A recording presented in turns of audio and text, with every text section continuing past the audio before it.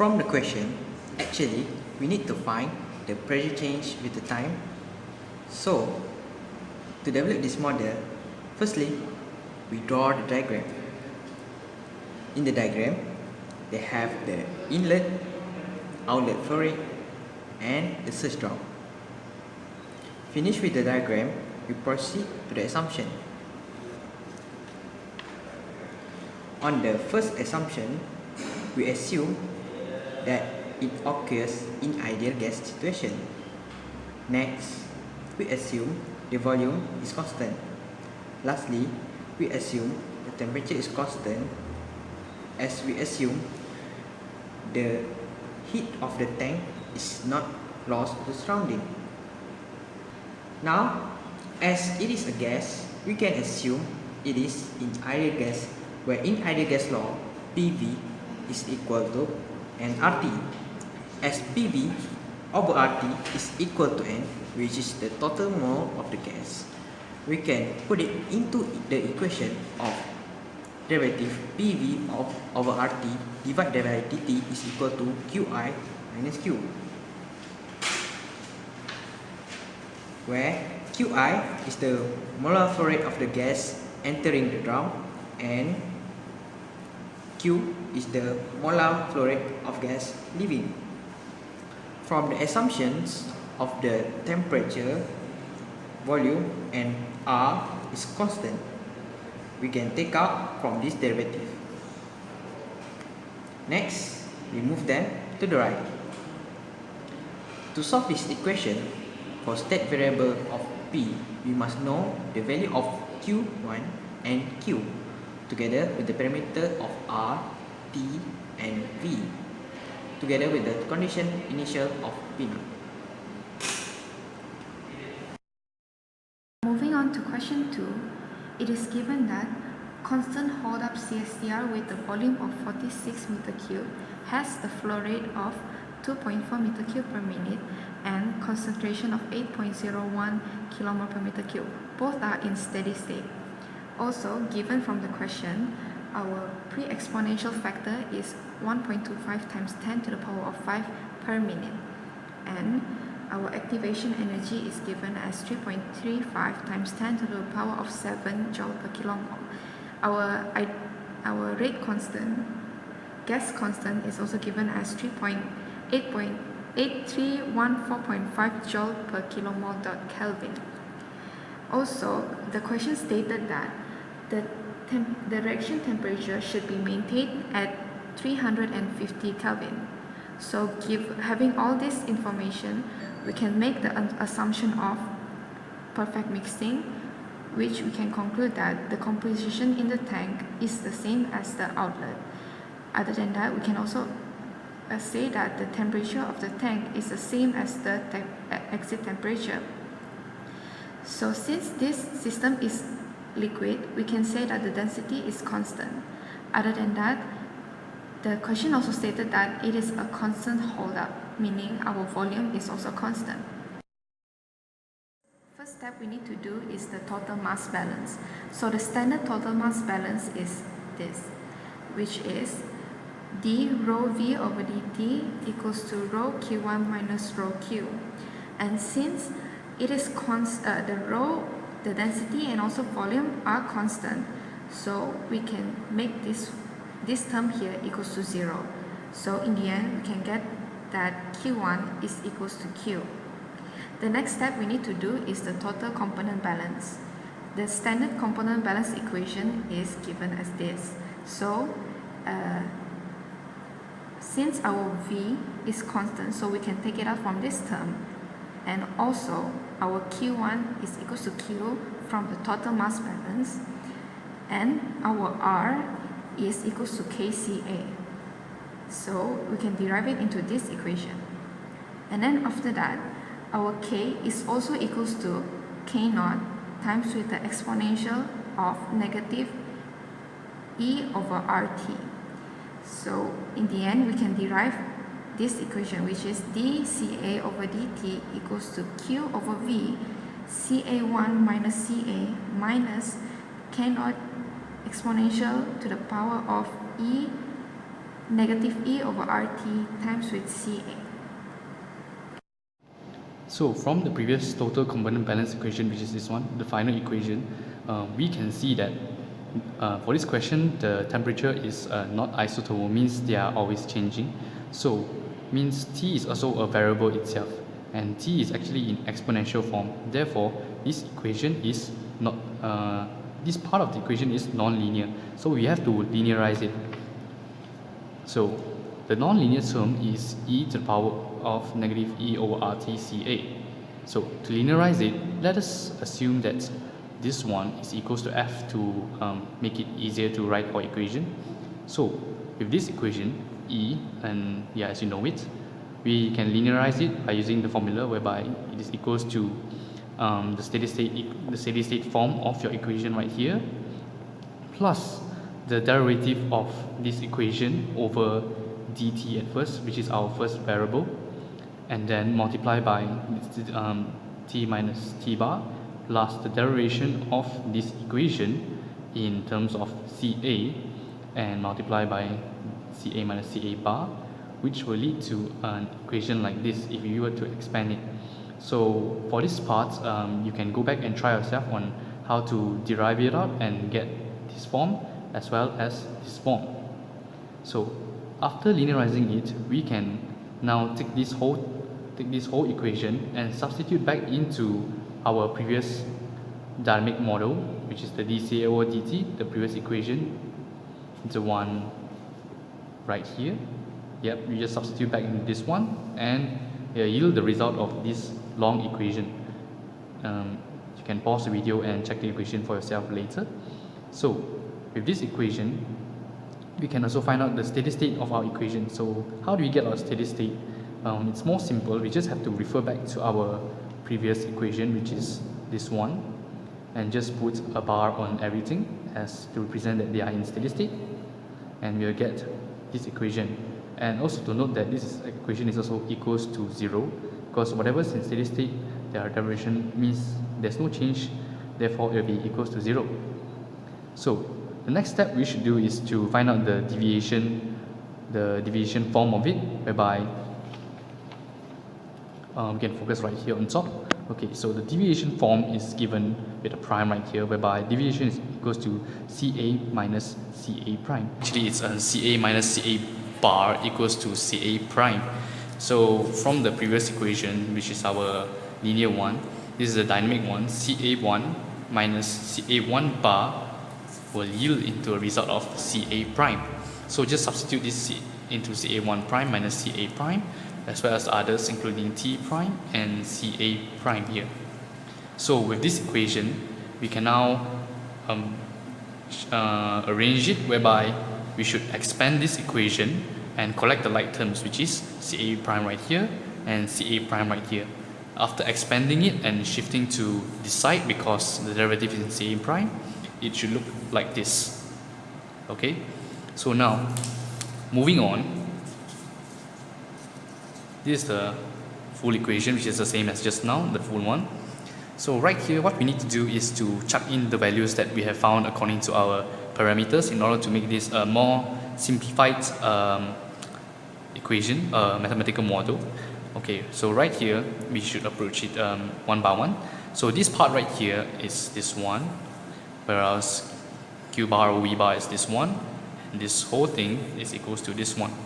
So we can see right here, Q bar or V bar is equals to 2.6046. All these values you can refer back to the first page of the question 2, and as well as these all variables and parameters itself, you can substitute to what we have gotten or labeled in the parameter section. So when you give you a result of this one, Q over V will give you this value, and the last one will give you this value. And to avoid confusion right here, so this 1.2515 is actually K naught times the exponential, whereby K naught times exponential is 1.2515, whereas this section is E over RT square, and Ca bar is 8.01, which is the steady state as stated previously. In the end, we get this value. So just take all these three values, put it back into our mathematical model for the energy balance, sorry, not energy balance, I mean the component balance, and we shall get this final result in the end.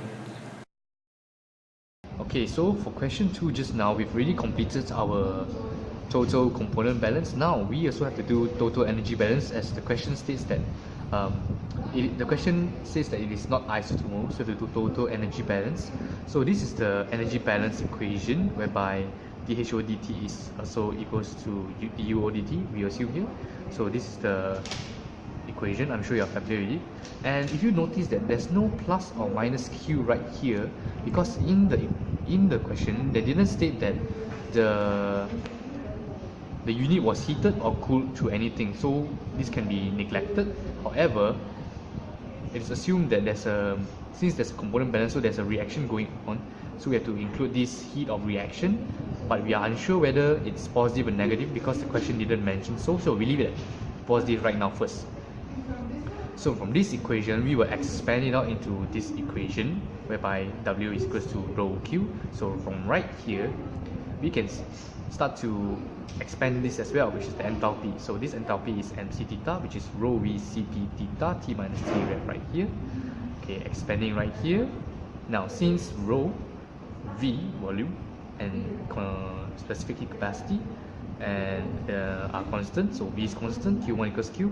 So when everything we chuck it in, it's into constant, we can straight away remove this rho v cp here outside, leaving with dt over dt.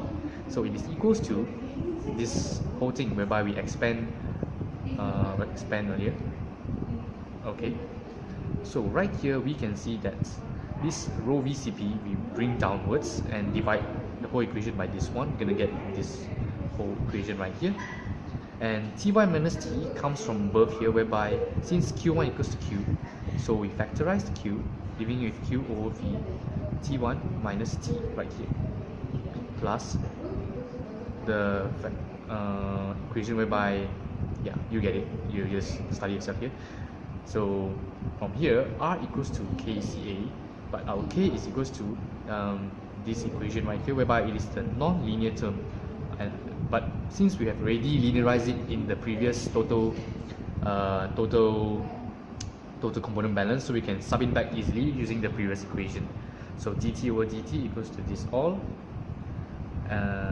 Expand the r right here into kCa, and the k main right here, you're gonna get this. So on the next one, we substitute our linear term, which is the long thing just now that we got from the last time, the non-linear into linear term, into our kCa things here, and then we're gonna get this back part, the long one. So after substituting it, this is our linearized term for the energy balance. Now this is our steady state. We just have a bar, and yeah, bar for everything. And for deviation variable, so we just take dt prime over dt equals to the dynamic minus steady state. We're gonna get a final equation like this. So you can pause the video and take a look at this equation. Now I'm gonna move on to the next one. So after minusing, you're gonna get this all. Okay, so we're gonna substitute in our values for all those variables, because we already have all our parameters like q, v, and whatnot and everything. We just sub in back everything except for h and rho cp, as they are not given in the equation, but they are constant, so they're not supposed to be bar because they are constant. So in the end, you should get your result should be something like this, a value of 0.052. Yeah, all this equation. After you check in all the parameters, you're gonna get this equation. So we can see that the t prime, and t prime are the same. So we can factorize the t prime into one side, and you're gonna get your final equation like this. That's it. Thank you. The parameters given from the question. The first one, we have the mass flow rate of the inlet W1 at 25,000 kg per hour, and from that we can calculate the Q1 to be 31.25 meter cube per hour. The heat capacity is given at 0.5 kilocalorie over kilogram degree Celsius, and it is given that the density is at 800 kilogram per meter cube. So we can calculate the volume of the tank to be at 2.6 meter cube. The 2080 kilogram is the hold up of the tank. and the temperature of the inlet is at 30 degrees Celsius. Now for the assumptions part, the first one is the system is at perfect mixing. Next, the density is constant throughout the system, and also it is stated that the system has a constant hold-up, which we could conclude that the volume is constant. The fourth one is the heat capacity is constant. The fifth one, the feed flow rate is also constant, and the last one, U is equal to H. So we're gonna go to the total mass balance part, where the initial equation will be dm over dt is equal to W1 minus W. And we can expand those equations into, for the left hand side, we get d rho v over dt be equal to rho 1 q1 minus rho times q. And from the assumption earlier, since we have rho and volume, the density and volume are constant, we could conclude that the left hand side will be 0, hence q1 will be equal to q. Okay, so now we go to the total energy balance. So this is the general equation for total energy balance. Since we are doing on liquid system, so U is approximate to H. So dH dt is equal to W1H1 minus WH plus Q. So we have this equation already for the enthalpy.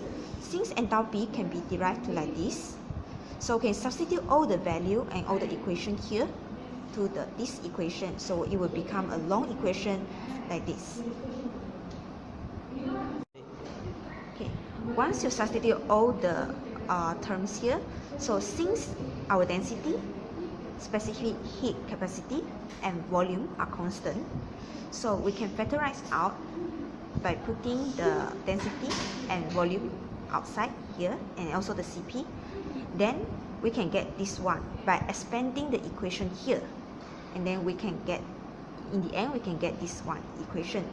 So for this part, qi is equal to q, so we just use it as q, so we can factorize out as well.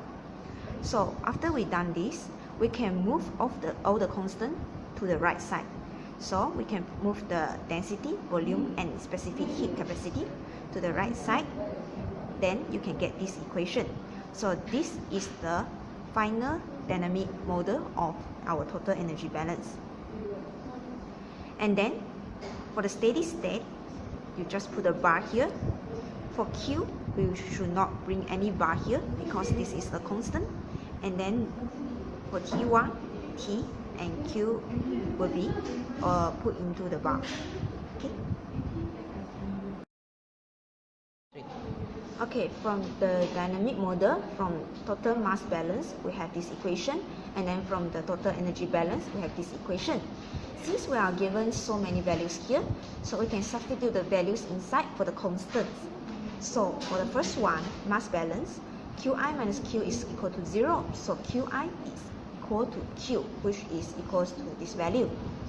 After that, we can proceed to the total energy balance. So for total energy balance, we are given constant Q, V, and also density, volume, and also the Cp. So just substitute every value inside, then you can get the final mathematical model. That's all from question 3.